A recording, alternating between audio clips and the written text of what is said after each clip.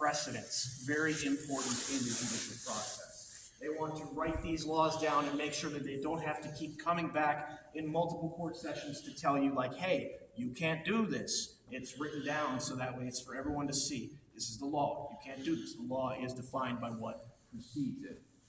Then above the door here, we have another philosopher, a Greek philosopher by the name of Socrates. This is from the book Plato's Republic.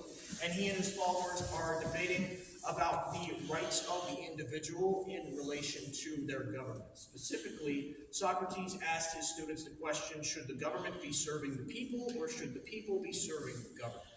Now, good old Socrates and his school of thought, one thing that he very much enjoyed doing with them, of course, was not just having these philosophical debates, but getting into arguments with them. Because that shows that you're passionate about your stance, your opinion in a way. And kind of taking that idea a bit further, that idea of argument, we step into the final piece of art here. That gentleman in blue with the sword. He's a bit of a lesser known historical figure, but of course not any less important. His name is Count Raymond VI of Toulouse, France, and he is acting kind of as a middleman during a conflict between the Middle Ages. So this was about the 1200s. This was a time where there were many different religious and political factions that were always at odds with each other, usually fighting over land or over taxes or things like that. And sometimes these little arguments would sometimes turn into like widespread war. So the role of people like Count Raymond here was to go and be what's known as a political mediator, kind of be the middleman, hear each side of the argument and kind of prevent things from breaking out into a war or something like that. And this is kind of at the moment where he's pledging himself to be impartial to both sides. He says he's not going to pick favorites. He's going to hear each side out equally, and they're going to resolve this hopefully without having to resolve it on the battlefield or anything like that. So yeah. So does anybody have any questions here about our Supreme Court? Yeah. Lex is a reference to the written. Lex is a reference to the ancient Roman written language of Latin, and that word lex translates to law in English. Now, question for you. I'm kind of small, so I really have to crane my neck to look up there. Why'd they put it all the way up there?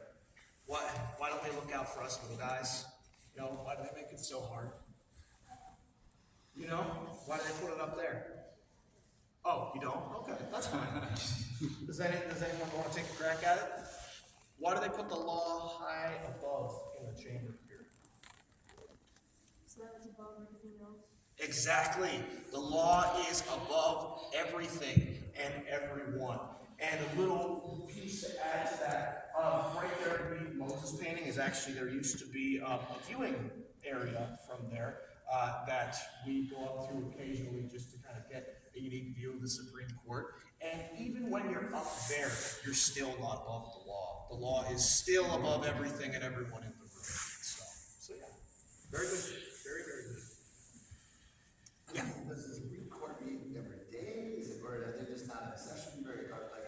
How often? So they usually do meet every day. I think it's or every weekday. That is, Monday to Friday.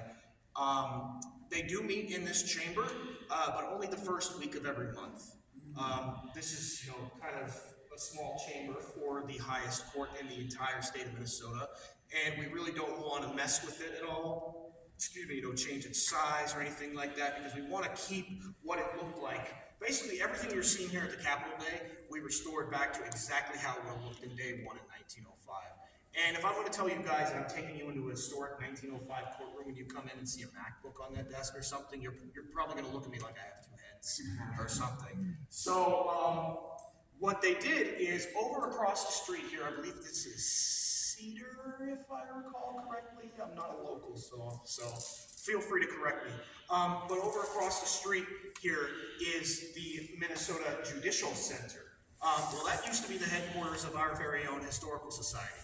And after a little bit of time, the Supreme Court's feeling a bit crowded in here, and they say to us, hey, we want that building. And we're like, hey, that's cool and all, but we're here. And We talk back and forth and we say, okay, fine, we'll give you this building, we'll move out if you guys build us a brand spanking new history building, like history museum complex thing. So, I'm sure you guys probably saw, over there now is the giant Minnesota History Museum, and over here now is the Judicial Center, which is where the Supreme Court will meet the next 3 weeks of every month. They have some larger courtrooms over there, some more technology to assist them in their court cases, and things like that. So yeah. With the stepping down of the justice, the one chief justice, and the appointing of one from already on the court, has another person been then elevated to fill out the 7 spots then? Yes, somebody was appointed to take up the associate position that Natalie left vacant. Well, then that hurts the governor. I assume the governor would then Yeah. do that appointment too. Yeah, usually he'll pretty much handle everything that has to deal with that, so. Yeah. The